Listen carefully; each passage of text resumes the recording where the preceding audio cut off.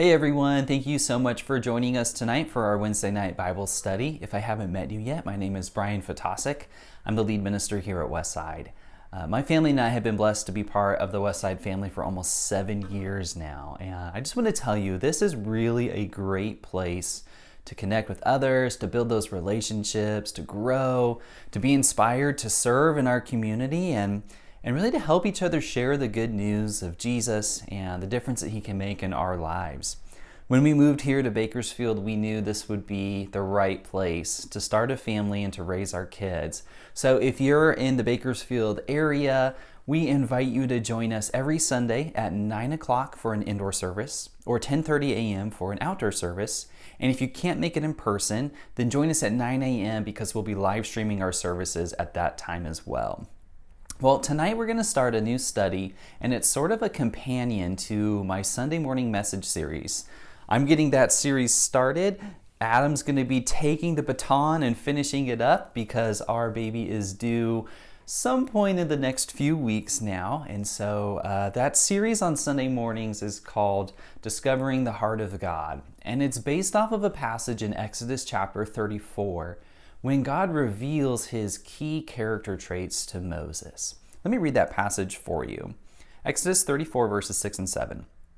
And the Lord passed in front of Moses, proclaiming, the Lord, the compassionate and gracious God, slow to anger, abounding in love and faithfulness, maintaining love to thousands, and forgiving wickedness, rebellion, and sin. Yet he does not leave the guilty unpunished. He punishes the children and their children for the sin of the parents to the third and fourth generation. What we're doing on Sunday mornings is talking about each one of those 5 key characteristics of God. This past week we talked about compassion. The next ones include grace, patience, being slow to anger, love, and faithfulness. When God had the chance to describe who he was, those are the 5 essential qualities, you could say, that he chose to focus on. What we're going to do on Wednesday nights, though, is to ask the question, how does Jesus himself, Jesus, the Son of God, Jesus, who's God in the flesh, how does Jesus himself demonstrate God's 5 essential qualities in the Gospels, in the ministry that he led, in the people that he impacted, and sometimes in the words that he taught to his followers? So what we'll do is, after each Sunday message, we will follow it up with a Wednesday night class showing how Jesus himself lives out that character trait from the past Sunday. So it'll be helpful if you have the chance to listen to the message before the Wednesday night class, but of course it's not necessary because we'll do enough prep and intro to make sure that no one is feeling a little bit lost or behind. Well, I want to start with really the theology behind why Jesus is a good reflection of God the Father. Why is it that we can look at Jesus and know what God is like if they're technically separate people?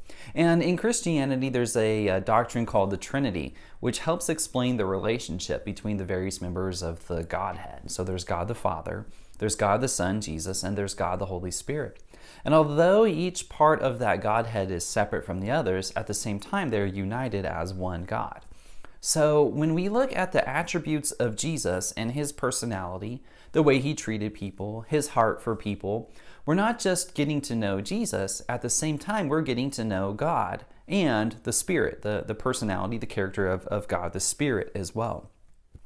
The Gospel of John, perhaps more than the other 3, Matthew, Mark, and Luke, makes the point that Jesus is God in the flesh, and that as we spend time with Jesus, we get to know the heart of God. So the Sunday morning series is about what does God reveal about his own heart, and in the Gospels we get to see those key character traits in action.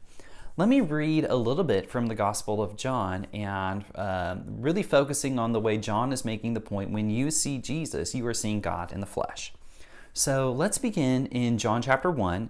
I'm going to read verses 1, verse 2, and verse 14 all at the same time. In the beginning was the Word, and the Word was with God, and the Word was God. He was with God in the beginning. The Word became flesh and made his dwelling among us.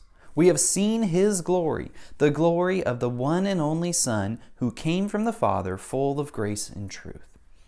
In this opening passage from the Gospel of John, John is using the word, or in Greek, logos, to describe Jesus. In the beginning was the Word. In the beginning was Jesus. In the beginning was God the Son. And in the beginning, he was with God, and he was God. And then God, who has always existed, became human at a specific moment in history. At this point in time, it's been about 2,000 years now that Jesus entered our world as a real-life human being. So we were able to see Jesus the way that we can see our friends like Ron and Adam and Jill and Pam and Merv. And we're able to see the glory of Jesus. And in seeing Jesus' glory, we're not just seeing the glory of the Son, but we're also seeing the glory of the Father. So as we look to Jesus, we don't just see one person, but really we see all three members of the Trinity. Later on in the Gospel of John, in chapter 14, Jesus makes it very clear to his disciples that because they have spent so much time getting to know Jesus, as a consequence of that, they have gotten to know God the Father as well, because they are really one and the same. In John 14, verses 6, 7, and 9, Jesus answered, "I am the way, the truth, and the life. No one comes to the Father except through me. If you really know me, you will know my Father as well. From now on, you do know him and have seen him. Anyone who has seen me has seen the Father." John chapter 1 is John the Apostle writing about Jesus and the nature of God and the nature of Christ. John chapter 14 represents words that Jesus himself spoke. So he himself is claiming, if you know Jesus, you know the Father. If you've seen Jesus, you've seen the Father. So one of the best ways that we can get to know the heart of God is to look at the heart of Christ and to look at his life and his ministry, the things that he cared about, his personality traits. John, though, the Gospel of John is not the only book of the Bible that recognizes this link between Jesus and God. The book of Hebrews makes a pretty bold claim that Jesus is the exact representation of God the Father. And that's in Hebrews chapter 1, verse 3. So when we look to Christ, we are looking at an image of God. Although God could never be known by us fully, he has sent his Son into the world to be a real-life human being that we can know and we can see. And getting to know Jesus is one of the best ways of getting to know God.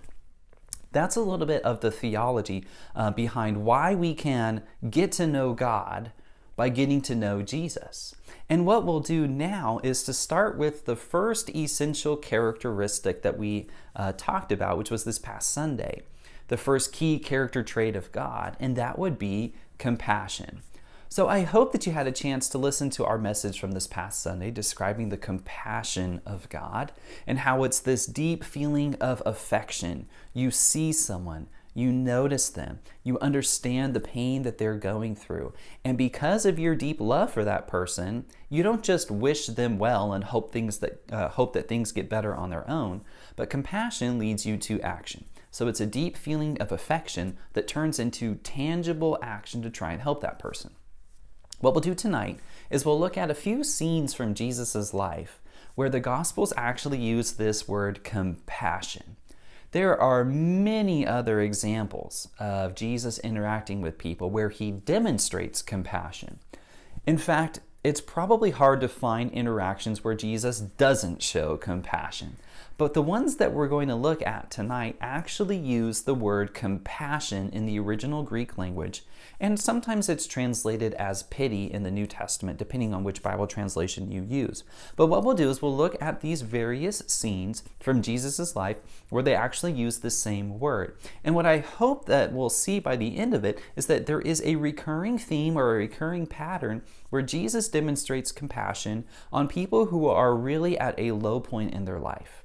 People who need some kind of blessing or healing or affirmation. And even though Jesus came with the most important spiritual mission of all of human history, to go to the cross to be an atonement for our sins, to wipe away the debt that we have accumulated through sin so that we can have new life and salvation. He had this dramatically important spiritual mission to accomplish, but he didn't ignore the little guys along the way. When ordinary people from Israel came across him and they had real needs, he didn't let his super important mission make him a little bit like arrogant or egotistical. He wasn't so focused on his mission that he would neglect the people that were right in front of him. Instead, he gives us a really good example of knowing your calling and knowing your mission, but as you go, you reach out into your community and to bless everyone you encounter to the best of your ability. Here's a few of the passages that we'll talk about tonight. And all of these use that word compassion. Matthew chapter 9, verses 35 through 38, when Jesus has compassion on the crowds because they're like sheep without a shepherd. Matthew chapter 14, verses 13 through 16, is when Jesus feeds the 5,000. And there's a really important detail that we need to notice about that story, about what was happening in Jesus' emotional world when that miracle occurred.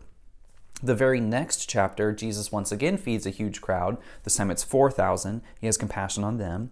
In Matthew chapter 20, there are two blind men who encounter Jesus, and Jesus has compassion on them. In Mark chapter 1, verse 41, there's a man with leprosy that Jesus heals. And on your screen, I put an asterisk by Mark chapter 1, verse 41. I'll tell you why I put that there in just a moment. It has to do with the way that a particular word is translated, or more specifically, which manuscript might have gotten the word right versus wrong in our New Testaments. I'll tell you a little bit more about that. And finally, there's Luke chapter 7, verses 12 through 13. And I actually preached on that passage at the beginning of the year when we did our revival series. It's when a mother encounters Jesus on the worst day of her life. A mother was burying her own son, her only son, in fact, who had just passed away. And Jesus crosses paths with this grieving mother and has compassion on her, ultimately brings the son back to life. Each of those examples is something that Jesus did that showed compassion. So it's a real-life, tangible expression of the compassion that God has for all of humanity. Jesus shows it in a specific way to a few either individuals or groups of people. In addition to actually demonstrating compassion, Jesus tells 3 parables that use this word compassion. And like I said, compassion is such an important part of God's character and an important part of who Jesus is. You could probably find the idea of compassion in almost everything Jesus talks about. But there are 3 parables in particular where he actually uses the word. And so if you want to know more about compassion and the fact that God in his very nature is compassionate, it kind of makes sense to look for that same word and what Jesus says about it. So 3 of the parables, and I mentioned this on Sunday as well, so I'll just go over it quickly. One would be Matthew chapter 18 in the parable of the unmerciful servant, where a man goes into tremendous debt and has no ability to repay it, even if he were to work a full-time job for the rest of his life. Just way more debt than anyone could ever accumulate, and somehow he did. And his master takes pity on him or shows compassion for him and decides to completely wipe all of that debt away. In Luke chapter 10, it's the parable of the Good Samaritan, an unlikely hero who notices someone who has been attacked and beaten and left for dead on the side of the road, has compassion on this victim of a crime, and uses his own finances, his own resources to make sure he gets the help that he needs. And finally, the 3rd parable that uses this word is Luke chapter 15, the parable of the prodigal son, where a son insults his father, demands an early inheritance, squanders all of it, has nothing left, and decides his only hope is to come back home and to hopefully be a servant in his father's household. But when his father sees him coming from a long distance away, meaning he's been looking for that son day after day, looking on the horizon to see if he's coming back, the first thing that he feels is compassion. He feels compassion for his son who has returned. So 3 parables that have a lot to do with forgiveness, second chances, helping people who are in distress. And really the common theme there is when someone has hit rock bottom, either because they are the victim of an unjust society or because they're dealing with the consequences of their own choices. When someone has hit rock bottom, a compassionate person will stop and help whether they feel like that person deserves it or not. So let's start walking through the real life demonstrations of compassion, the moments where Jesus actually has compassion on a person or a group of people. And I want you just to hear what's going on in the story. Who is it that has some sort of need? And is it a physical need? Is it a spiritual need? Is it an emotional need? Who is the needy person? How does Jesus demonstrate compassion? And is there some sort of action that is tied in with that feeling of compassion? Because I think one of the things that separates compassion from sympathy or empathy or just trying to understand what a person is going through, compassion is unique because it implies a follow-through or a follow-up. You're going to take some kind of action to alleviate the suffering that you notice in another person's life. So look for the what did Jesus do about it in each of these examples. Let's begin in Matthew chapter 9, verses 35 through 38. Jesus went through all the towns and villages, teaching in their synagogues, proclaiming the good news of the kingdom, and healing every disease and sickness. When he saw the crowds, he had compassion on them, because they were harassed and helpless, like sheep without a shepherd. Then he said to his disciples, "The harvest is plentiful, but the workers are few. Ask the Lord of the harvest, therefore, to send out workers into his harvest field." This passage in Matthew chapter 9 is a bit of a callback to a passage from the Old Testament, specifically Ezekiel chapter 34, when God was expressing his deep frustration at the leaders of Israel, leaders that he called to be shepherds of his flock. But these leaders weren't really being very good shepherds. They were mostly focused on themselves, and they had abandoned the sheep of the flock to pursue selfish gain. Ezekiel chapter 34 verse 5, which I had put on the bottom of your screen, I'll put it back up, says, "So they, like my people Israel, they were scattered because there was no shepherd. And when they were scattered, they became food for all the wild animals." When Jesus saw these large crowds throughout the nation of Israel, he recognized that they were like sheep without a shepherd. They didn't have a leader who could truly care for them and guide them and comfort them and provide for them the way that those people needed. And instead of blaming them for not being, righteous enough, and instead of blaming them for making bad choices and focusing on the right things, he understood that the reason that they had perhaps veered off of God's path is because they didn't have a shepherd who really cared for them. And he knew they were deeply in need of a loving shepherd. He immediately asks his disciples to pray that God would send the right workers into the field, the right servants, the right leaders. And he knows that he was sending out his disciples into a harvest field that was ripe for the harvest. So he asked his disciples to start thinking missionally, start thinking, how can we help all of these people who are in desperate need of a good shepherd? The very next chapter, Matthew chapter 10, Jesus sends out his disciples into the field. So in this instance, Jesus' act of compassion, he sees the crowd and he sees their pain. He sees that they're wandering. They're like sheep without a shepherd. As an act of compassion, he sends out his disciples into the community to go be the hands and feet of Jesus and to provide for these sheep in a practical, tangible way. So that's the first example of Jesus showing compassion. The next one is going to be in Matthew chapter 14, which is one of the more famous miracles in the Bible. It's when Jesus feeds the 5,000. Now I want you to pay attention to the emotional context, meaning what is Jesus thinking and feeling and going through at the start of this miracle, and how does that impact what he feels on the crowds that come to him? In Matthew chapter 14, the first 12 verses tell the historical fact that John the Baptist was just killed by Herod. Jesus went to a solitary place to grieve and to mourn and to remember his friend John the Baptist. In fact, you can read about what he does in Matthew chapter 14, verse 13. When Jesus heard what had happened, he withdrew by boat privately to a solitary place. And I just think that Jesus really wanted a little bit of alone time. I mean, when you get really bad news and you're grieving, you probably don't want to have a huge crowd all around you telling you all the things that they need, telling you all the things that they want you to do for them. You probably just want to be alone in a secluded place where you can just be and grieve and mourn. But while Jesus was trying to be alone to grieve the loss of his friend John the Baptist, the next verse says, hearing of this, the crowds followed him on foot from the towns. When Jesus landed and saw a large crowd, probably the kind of crowd he was trying to avoid by going to a solitary place, he had compassion on them and he healed their sick. So this is a moment where you would expect Jesus to want to be alone. And if there's ever a time where we would kind of give, someone a free pass for being kind of angry or grumpy or just not wanting to be around people, that would be it. And I wouldn't fault Jesus if he had said, hey, crowd of sick and needy people, I love you. I am going to take care of you tomorrow. So please come back between the hours of 9 and 5.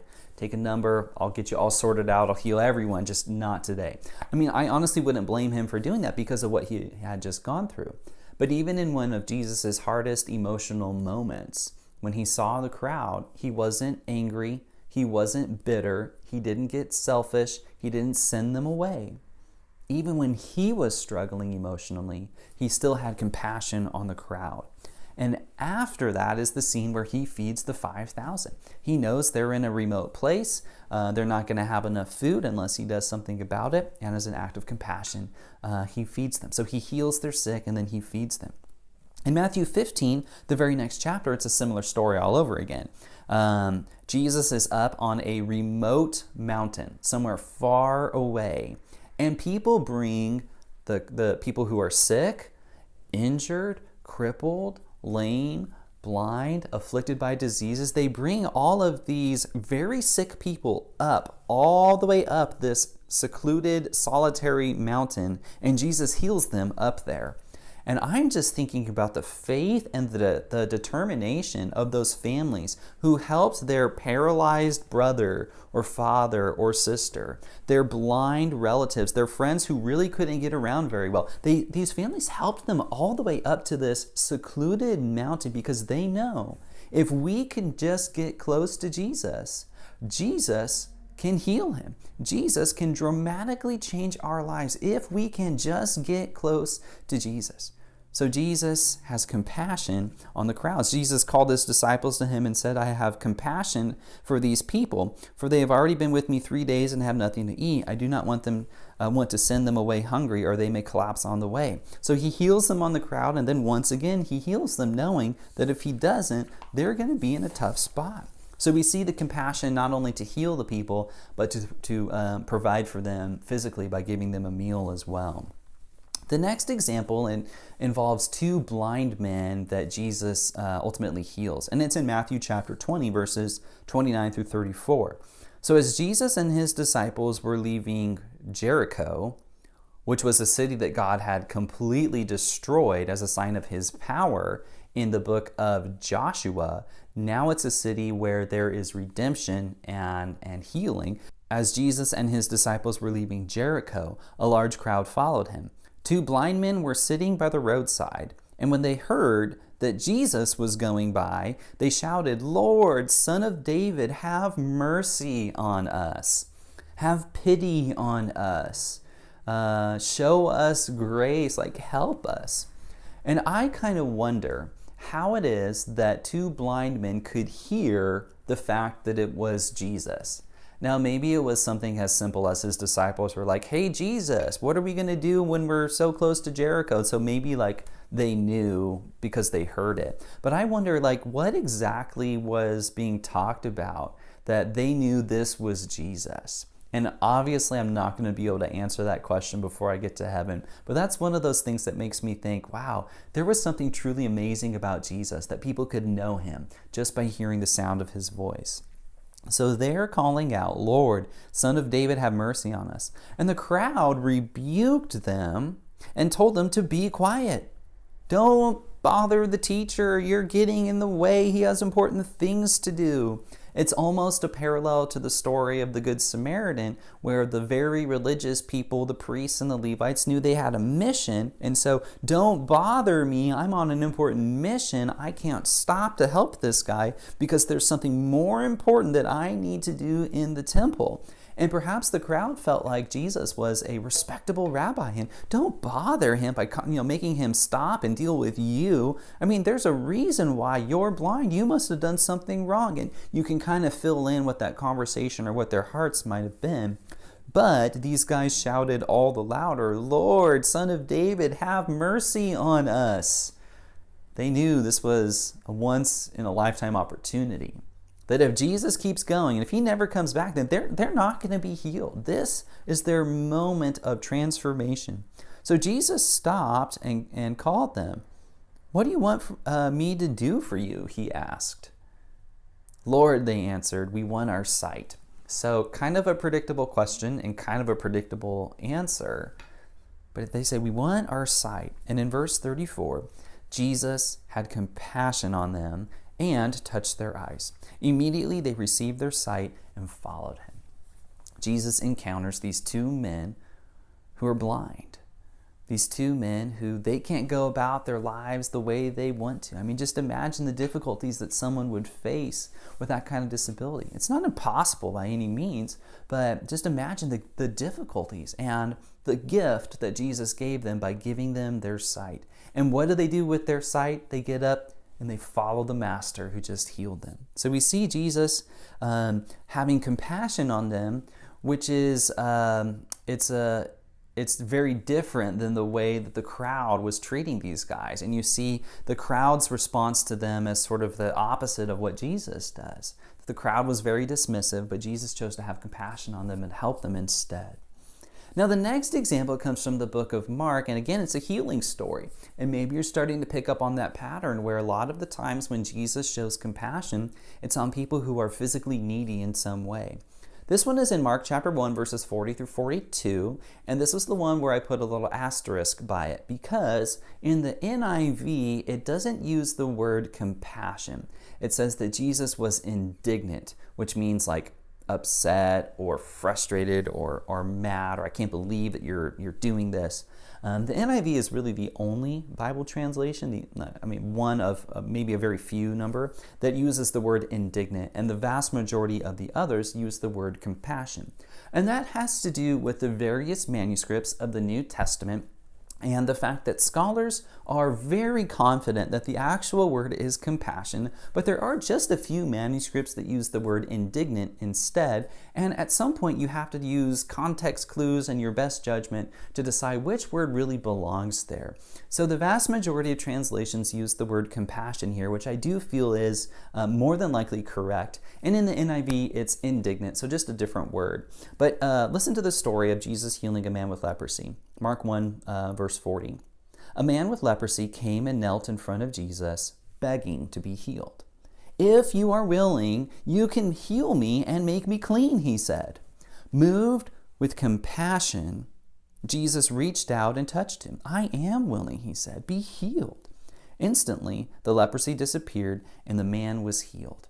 So once again, this totally fits in with the rest of the pattern here. Jesus encounters someone with a terrible illness, a terrible disease, who can't live the life they want to live. They're secluded, they're isolated, they're alone, and this is not the life that God really hoped that they would be living. I mean, this is not the life that God was dreaming of and thinking of when he created the world in the Garden of Eden. I mean, this wasn't part of the plan.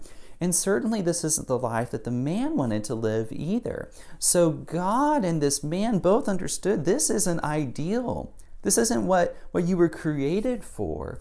And Jesus heals the man, restores him, and purifies him to bring him back to the kind of life that he had been created and designed to live. Now that word indignant, so moved with indignation, or if Jesus was indignant, that makes a little bit of sense if you focus on those words, if you can, like if you are willing, you can make me clean. And Jesus does take offense at sometimes to people's lack of faith. Like, oh Jesus, if you're strong enough to do this, or if you have the power to do this, then this X, Y, or Z could happen. And at times Jesus does get indignant at people's lack of faith. But I think here compassion from a manuscript point of view is a stronger word, and it makes the most sense this early in his ministry when Jesus really wasn't world famous yet. So I think that he really did see this man and his heart was filled with compassion. The last example that we'll talk about tonight comes from Luke chapter 7, and it's when Jesus encounters a woman who's burying her son. I, thank you, Lord, have never had to bury someone in my immediate family. I've certainly not had to bury my child, but I know that's a pain that a lot of members of our Westside family have had to endure. And you know that pain, you know how difficult that is. For me, I can try and imagine it. For some of you, it's real. And so you know that pain, and you know the road that mother walked because you've walked it as well. And when Jesus encounters that woman, his heart is absolutely just filled with compassion, with empathy. He sees her and he's heartbroken. It's in Luke chapter 7, verse 11 through 15. Soon afterward, Jesus went with his disciples to the village of Nain, and a large crowd followed him. A funeral procession was coming out as he approached the village gate. The young man who had died was a widow's only son, and a large crowd from the village was with her. When the Lord saw her, his heart overflowed with compassion. "Don't cry," he said. Then he walked over to the coffin and touched it, and the bearers stopped. "Young man," he said, "I tell you, get up." And then the dead boy sat up and began to talk, and Jesus gave him back to his mother. Jesus meets this woman on the worst day of her life and turns it into one of the best days ever, because he gives this son new life. When you think about the compassion of God, God sees our pain and does something to alleviate it. This story in particular, God understands the pain of losing your only son. He knows the hurt of watching your child suffer and die. And God exists outside of time. So even though this story occurs before Jesus actually went to the cross, I mean, we know that's a pain that God knows intimately. God understands what this mother is going through. She's already lost her husband. Now she's lost her only son. Jesus understands that pain, and he sees her and he notices her. And it's not just a, well, I'm gonna pray for you and I hope your day gets better from here. See you later. But it's I am going to stop. I'm going to do something about it, and I'm going to bring healing and restoration into this moment. All of these examples of Jesus' compassion involve people who are hurting, whether it's emotional, like the mother, whether it's physical, whether it's a sickness, or whether it's a hunger. I mean, Jesus is encountering people with all kinds of physical needs. In some instances as well, it is spiritual, the sheep without a shepherd. They don't have a guide, a teacher, a shepherd to guide, to lead them, to guide them, to teach them. He encounters people who are very needy. And I am consistently struck by the fact that Jesus spent 3 years on earth during his public ministry. He could have gone to the cross at any point. Like, God could have orchestrated the events to where Jesus starts his ministry. A month later, he goes to the cross, dies for the sins of the world. Everyone has the chance to be forgiven. The church starts.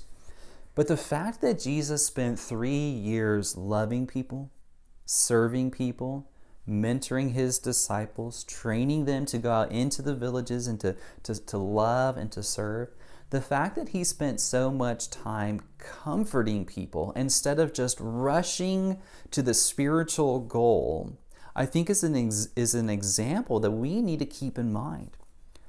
I think if we're honest, it's okay to admit that a person's spiritual life is the thing that matters most. And so, yes, we want to make sure that people's spiritual needs are met.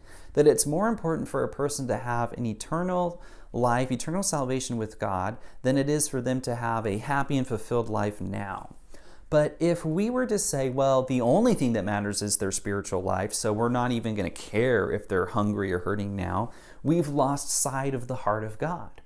Because Jesus knew what his mission was, to go to the cross and make atonement for our sins, but he still made time for people who were hurting in the moment. Even if that might not have impacted their spiritual life forever, he still stopped to care for them. When we see the heart of Jesus, what we see is a heart that truly notices people's pain, and that he notices it, and then he's moved to actually do something about it and to help and to serve. I mentioned the 3 parables of Jesus where he teaches about compassion as well. It's the parable of the unmerciful servant, the parable of the good Samaritan, the parable of the prodigal son. There, Jesus shows us that a lot of different people at various points in their life are going to need our compassion. And sometimes the people are hurting because they are innocent victims of terrible circumstances. They've done nothing wrong, and yet they've hit rock bottom because of things that are completely out of their control. Yes, they need our help, our love, our compassion. The story of the prodigal son, the story of the unmerciful servant, describe people who have gone into debt, offended their families, and really created a mess by themselves, like their own poor choices. The consequences of that are catching up with them.